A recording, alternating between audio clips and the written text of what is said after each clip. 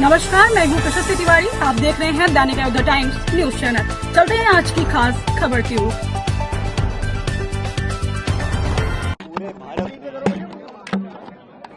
राजस्थान में लोग इस बात की चर्चा कर रहे हैं, लोगों को चिंता खाई जा रही है कि जो पर्वतमाला आदिकाल से करोड़ों लोगों के लिए एक सुरक्षा कवच बना हुआ था, एक ढाल बनी हुई थी, उसको जानबूझकर खतरे की दिशा में कौन डाल रहा है। और कोर्ट का जो हाल ही में वक्तव्य आया है, उसमें सरकार की बात को माना गया कि पर्वत की जो ऊंचाई है वो 100 मीटर मान ली जाए।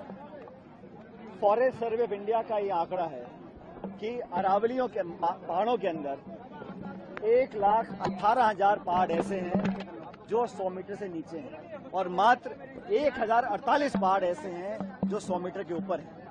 मतलब 90% से ज्यादा जो अरावली का क्षेत्र है वो परिभाषा से बाहर हो जाएगा, वो सुरक्षित हो जाएगा।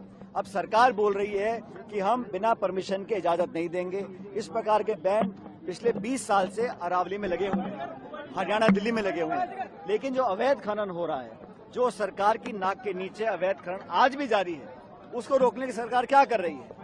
आने वाली पीढ़ियों का भविष्य अंधकार में डालना चाहते हैं।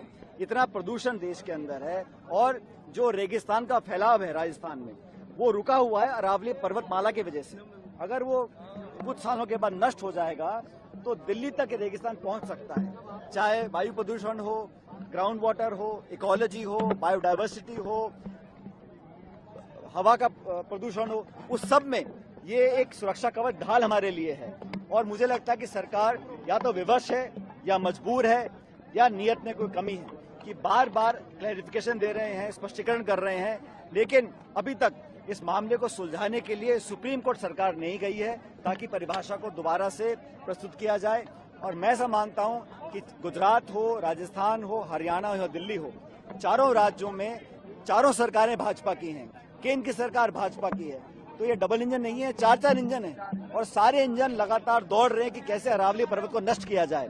तो पूरा देश, इसमें राजनीति का कोई चर्चा नहीं है, लेकिन अलग अलग सामाजिक संगठन, नौजवान, हम सब लोग कांग्रेस पार्टी के, आज NSUI राजस्थान ने यहाँ प्रदर्शन किया है, कल अलवर में प्रदेश कांग्रेस कमेटी का प्रदर्शन है, अलग अलग जिलों में, अलग अलग राज्यों में हम सब लोग चर्चा करें कि कैसे सरकार पे दबाव बनाया जाए और अरावली पर्वतमाला को, जो इतना फ्रेजाइल है, और भारत सरकार ने अंतर्राष्ट्रीय यूनाइटेड नेशंस में कहा कि अरावली पर्वत से हमारा ग्राउंड वाटर रिचार्ज होता है, हमें खेती के लिए पानी मिलता है, मानसून हमारा बेहतर रहता है, एयर पोल्यूशन में बचाव आता है। तो एक हेरिटेज साइज है, 2000 सालों से ज्यादा ये पर्वतमाला रही है। मुझे और हम सब जो आजकल खासकर नौजवान पीढ़ी है, वो आशावान है कि जनता का दबाव काम आएगा और सरकार दोबारा सुप्रीम कोर्ट जाकर इस मामले को सुलझाएगी। साथ ही साथ जो खनन चल रहा है, अवैध खनन, उस पर सिर्फ रोक लगाना है, घोषणा करना नाकाफी रहेगा। सरकार को कदम उठाने चाहिए। जो लोग भ्रष्टाचार में लिप्त हैं, चाहे वो अधिकारी हों या कोई बड़े लोग भी हों, उसके खिलाफ कार्रवाई करें ताकि लोगों में विश्वास मन में जागे कि सरकार हमसे धोखा नहीं करेगी।